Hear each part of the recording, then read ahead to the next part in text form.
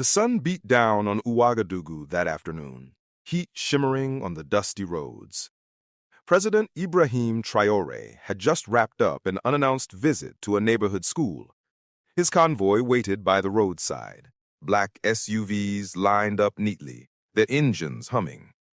He was about to step inside when his gaze froze. Across the street, leaning against the crumbling wall, sat a man few would notice. His shirt was torn, his hair unkempt, his face gaunt with hunger. A tin cup rested by his side, ignored by passers-by. Yet something in his eyes struck Ibrahim. They were familiar. He waved his security detail aside. "Wait here," he ordered. His tone brooked no debate. The man looked up, squinting against the glare. His lips trembled. "Ibrahim?" The president's heart lurched. "Musa?" It was him, his old schoolmate, the one who once shared books and laughter, now reduced to begging on the streets. Musa struggled to stand, his knees shaking. "It can't be you," he whispered. "It's me," Ibrahim said firmly, gripping his shoulder. "Come with me." Musa tried to resist. "I can't ride in your car like this. Look at me." "You're my friend. That's enough," Ibrahim replied, leaving no space for argument. That evening, Musa was bathed, dressed in fresh clothes, and seated before a table laden with food. He ate hesitantly, as though the meal might disappear. Afterward, Ibrahim poured 2 glasses of juice and leaned forward. "You were one of the brightest men I knew. Tell me, what happened?" Musa stared at the table before speaking. He had once been the principal of a respected school in Bobo Dioulasso. With years of savings, he built a modest home and married Stella, a woman he adored. For a while, life was good. But soon, Stella grew distant. Her laughter faded, replaced by constant arguments and secretive phone calls. Musa brushed it aside, convincing himself she was stressed. Until one day, he came home early. Stella was in their bed with another man. "I walked out," Musa said, his voice breaking. "I was too shocked to fight. She followed me outside and told me it was over. She said I should leave my own house." "Your house?"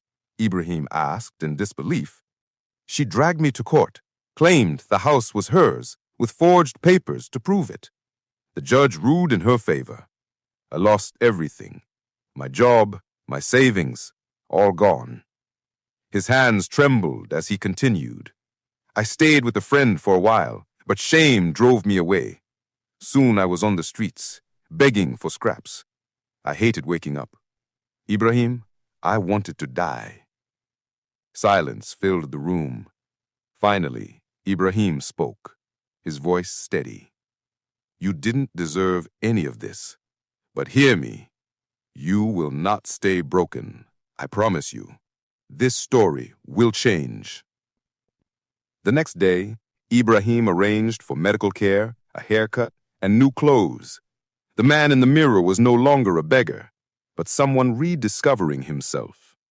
By afternoon, Ibrahim drove Musa to the outskirts of the city. They stopped before a small, cream-colored house with a neat little garden. "It's beautiful," Musa whispered. "Whose is it?" "It's yours," Ibrahim said with a smile. Musa shook his head. "This is too much." "It's fully paid. No one can take it from you," Ibrahim assured him. "And I've also opened a bookshop and school supply store nearby. You'll run it. The first year's expenses are covered. You always loved education. Let's put that to work." Tears filled Musa's eyes. For the first time in years, he felt hope. Weeks passed. The shop quickly became a hub for students. Children came for notebooks and pens, but many lingered for advice. Musa guided them patiently, turning each transaction into a lesson. "Don't just memorize," he told the one boy. "Understand the process. Knowledge will stay with you." The community began to greet him not as a beggar, but as Mr. Musa. Respect returned. When afternoon, a figure appeared at the shop door. Musa froze. Stella, his ex-wife. Her clothes were plain, her face weary. A small suitcase sat beside her. "Can we talk?" she asked softly.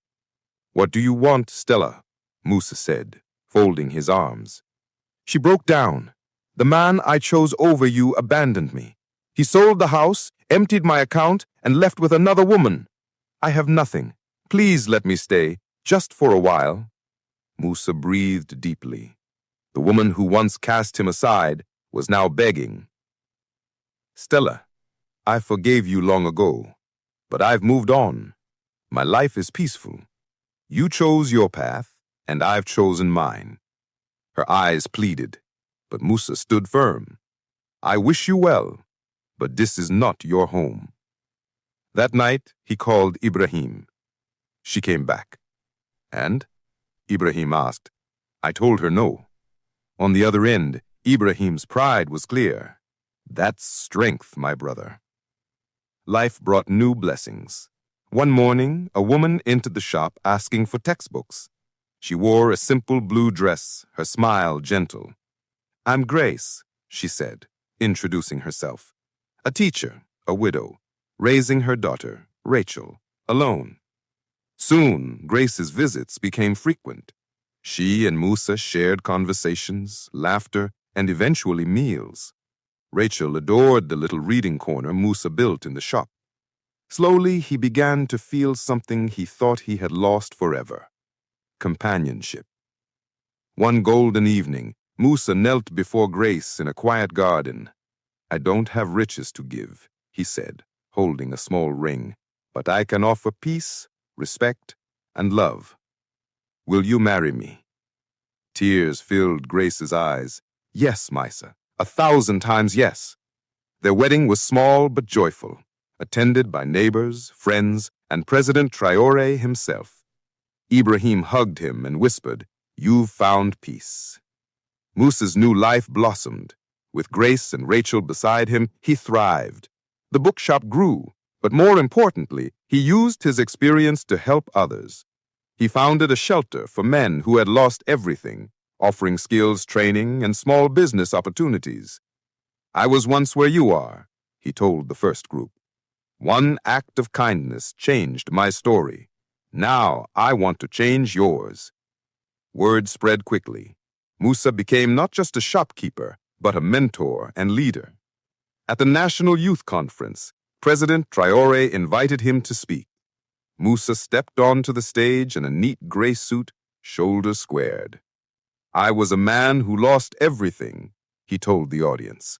"Not because I was lazy, but because I trusted the wrong person. I slept on the streets, hungry and hopeless. But one day, a friend didn't walk past me. He reminded me that broken lives can still be rebuilt. Today, I hold no anger.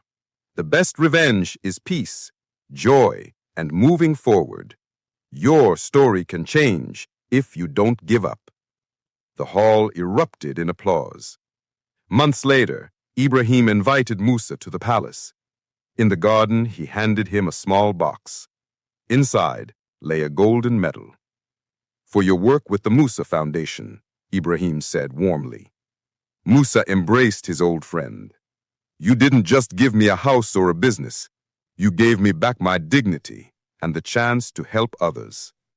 Ibrahim smiled. That's the power of kindness.